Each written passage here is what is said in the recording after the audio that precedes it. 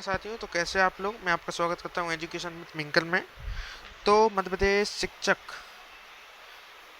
शिक्षक अध्यापक टीटी पर बड़ा अपडेट सामने निकल कर आया है, तो उसके बारे में आ रहे हैं। डरे नहीं, भयभीत ना हो।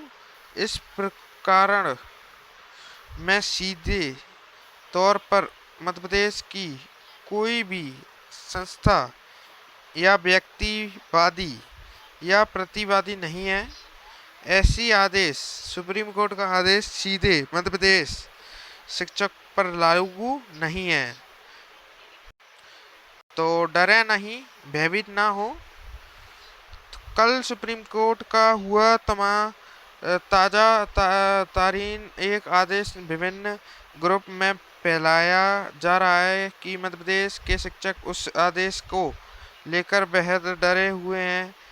तो मेरी सभी साथियों से अनुरोध है कि 2 दिन तक लगातार अधिवक्ताओं से चर्चा करने के बाद मैंने यह सारा ज्ञात किया है कि मध्य प्रदेश के शिक्षक को फिलहाल इससे डरने की आवश्यकता नहीं है।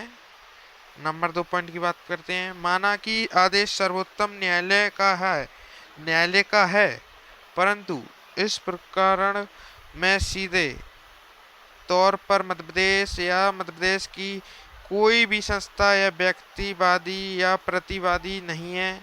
अतः सर्वोच्च न्यायालय का आदेश सीधा मध्य प्रदेश के कर्मचारियों पर लागू नहीं हो रहा है नहीं हो रहा है। सर्वोच्च न्यायालय के हुए आदेश से सीधे तौर पर महाराष्ट्र राज्य की एक अल्पसंख्यक संस्थावादी के रूप में तथा महाराष्ट्र राज्य और महाराष्ट्र स्कूल के अधिकारियों एवं निर्देशक राष्ट्रीय शिक्षक विभाग पार्षद नई दिल्ली इसमें प्रतिवादी के रूप में शामिल हैं।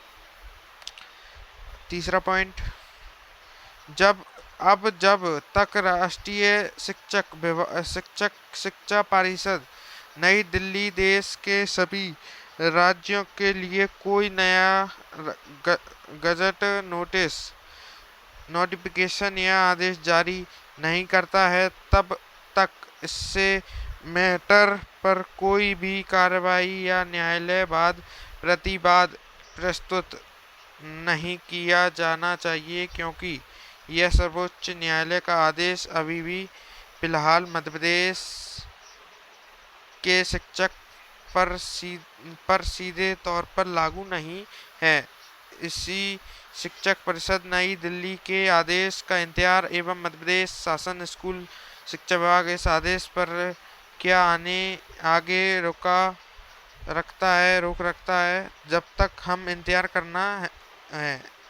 सर्वोच्च न्यायालय में जारी हुए इस आदेश में प्राइवेट संस्था या प्राइवेट विद्यालय द्वारा लगाए गए प्रकरण था। इससे में शासकीय संस्थाओं ने कोई पिटीशन दायर नहीं की थी। फिर भी निःशुल्क अनिवार्य शिक्षा अधिनियम 2009 की धारा 2N का उल्लेखन किया गया है। ऐसी स्थिति में मध्य प्रदेश के संदर्भ में हम यह पाते हैं कि हम सभी को भर्ती मध्य प्रदेश राज्य शासन स्कूल शिक्षा विभाग द्वारा नीति और नियम बनाकर विधिवत रूप से डीएड और बीएड डिग्री प्राप्त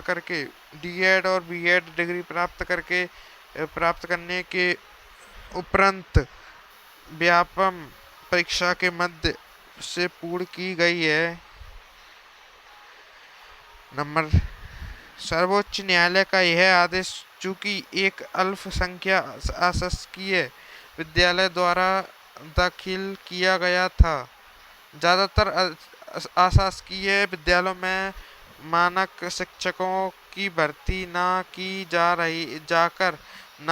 जाकर हम कम योग्यता वाली शिक्षक रखे लिए जाते हैं। इसलिए सर्वोच्च न्यायालय के ने इस तरह का आदेश दिया। ऐसी स्थिति में मध्य प्रदेश के शासकीय स्कूलों में नहीं, शासन द्वारा हम सभी की भर्ती तभी पूर्ण की गई जब हमारे पास बीएड की डिग्री थी। इससे साथ साथ भर्ती से पहले हमारी पात्रता परीक्षा व्यापम द्वारा पूर्ण की गई थी। इसलिए मध्य प्रदेश में पहली बार तो यह आदेश लागू नहीं किया है, क्योंकि हम सब इस परिधि में नहीं आते। अभी फिलहाल डरने की आवश्यकता नहीं है। जब तक निर्देशांक राष्ट्रीय शिक्षा परिषद नई दिल्ली द्वारा मध्य प्रदेश शासन को कोई नया आदेश नहीं दिया जाता और उस पर हम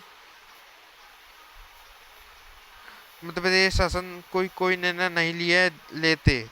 यदि मध्य प्रदेश शासन इस तरह का कोई निर्णय नहीं लेता है तो हमारे पास पार्थक से सर्वोच्च न्यायालय से में प्रकरण फाइनल करने का अवसर है, क्योंकि अभी हम मध्य प्रदेश से कोई भी इस प्रकरण में पार्टी नहीं थे। इसलिए सर्वोच्च न्यायालय हम सभी इसे अलग से सुनवाई और उसमें हम बताएंगे कि हम सब की भर्ती डीएड बीएड की डिग्री को योग्यता अधिकारी व्यक्ति और योग्यता भी है। हमने आज से करीब 14 से 15 साल पहले प्राप्त की थी।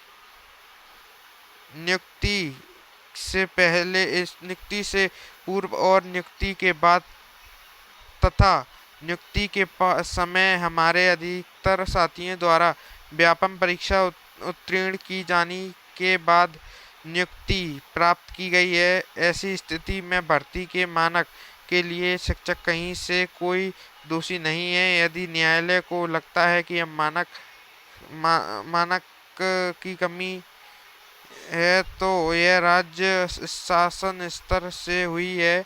शिक्षक इसमें कहीं दोषी नहीं है। अतः हम समय प्रताड़ित ना कीजिए, क्योंकि शिक्षक भर्ती विज्ञापित में जो भर्ती की जाएगी है बिना की चिंता की वह सभी हमारे द्वारा पूर्ण की गई हैं। तो साथियों, जैसा कि आप सभी को समझ में आ गया होगा, अगर आपको कोई डाउट हो तो नीचे कमेंट कर देना और कमेंट में जय हिंद जय भारत लिखना ना भूलें। और ऐसे ही इन्फॉर्मेशन वीडियो के लिए हमारे चैनल को सब्सक्राइब कर लीजिए, जिससे सभी इन्फॉर्मेशन आपको मिल सके। तब तक के लिए जय हिंद जय भारत, वंदे मातरम।